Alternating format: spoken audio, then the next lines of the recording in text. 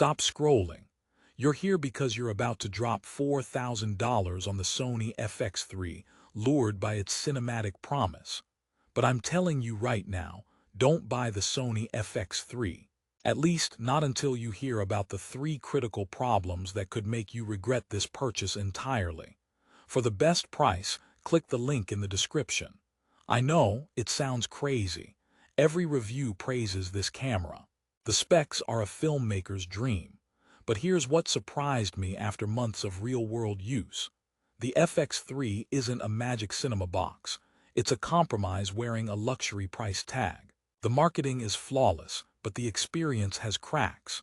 So if you're holding your credit card, let me be your last-minute reality check. I'll show you exactly where this camera shines and, more importantly, where it stumbles so hard you might trip over your own rig. Therefore, you can make an informed decision. Let's start with the biggest bait-and switch, the name.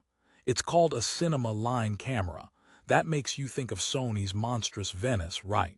You picture moody lighting, a crew, and cinematic majesty. But the FX3's first problem is an identity crisis.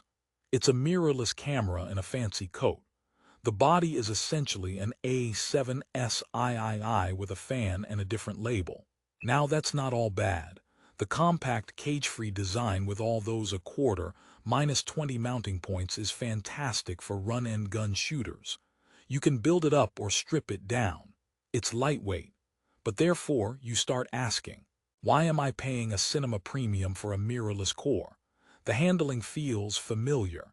It's a hybrid camera that really wants you to forget its photography siblings. But the image. That's where it justifies itself, correct? The 4K full-frame sensor with that 15+ stop dynamic range is breathtaking. The high sensitivity, up to ISO 409,600, is borderline supernatural. And S-Cinetone. It delivers a beautiful, expressive cinematic look straight out of camera.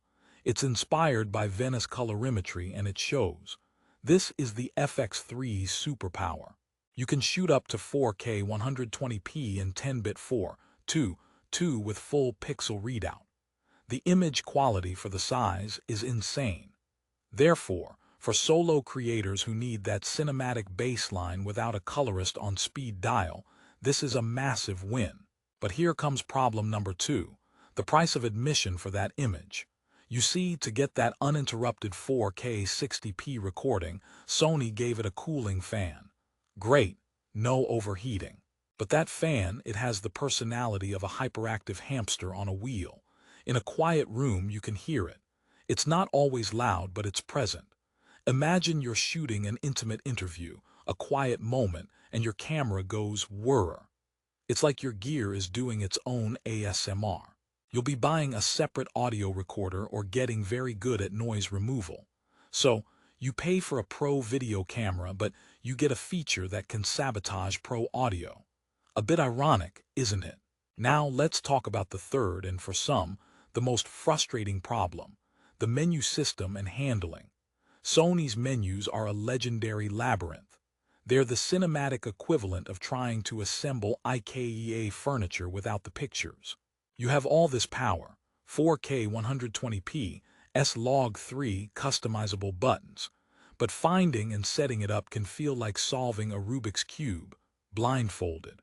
The touchscreen implementation is, let's be generous, a suggestion. It works, but it doesn't *flow*. Therefore, you spend more time fighting the interface than filming. For a camera at this price, you expect intuitive, cinema-focused controls. Instead, you get a system that reminds you this is, deep down, a modified photo camera.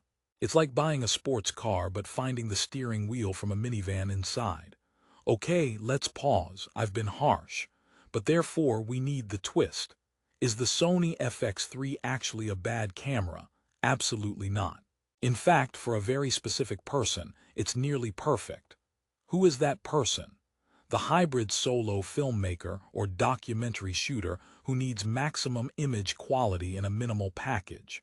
The in-body image stabilization with active mode is a game changer for handheld work.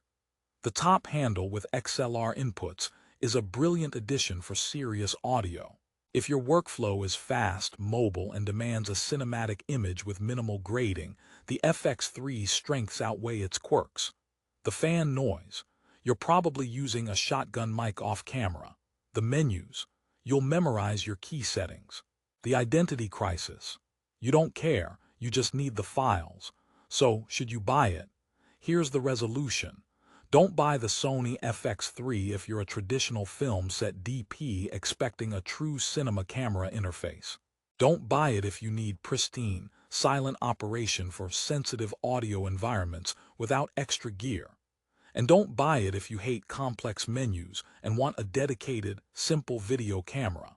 But do buy the Sony FX3 if you are a one-person band chasing the highest possible image quality in a travel-friendly form factor. If you value Cinetone's out-of-the-box look, the incredible slow motion, and the stability for handheld shots, this camera is a powerhouse. Its 4.8-star rating on Amazon exists for a reason. People who fit its niche adore it. They look past the fan noise and menus because the image that comes out is so consistently stunning. Think of it this way. The FX3 is the overachieving intern who shows up in a suit, occasionally trips over their own feet, but then delivers work so good it makes the senior team blush. It's not the polished executive, but it gets the job done spectacularly. Yes, it has problems, but its core competency, making beautiful moving pictures, is undeniable. Therefore, your decision comes down to tolerance versus reward.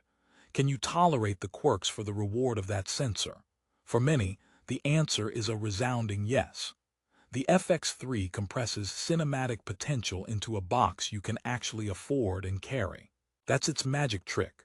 So my final take, don't buy the Sony FX3 blindly, but do buy it with open eyes, knowing its flaws, and if your workflow aligns with its genius. It's a brilliant, flawed, and incredibly capable tool. For the solo cinematic storyteller, it remains one of the best options on the planet. And for the best price on this cinematic compromise, click the link in the description below.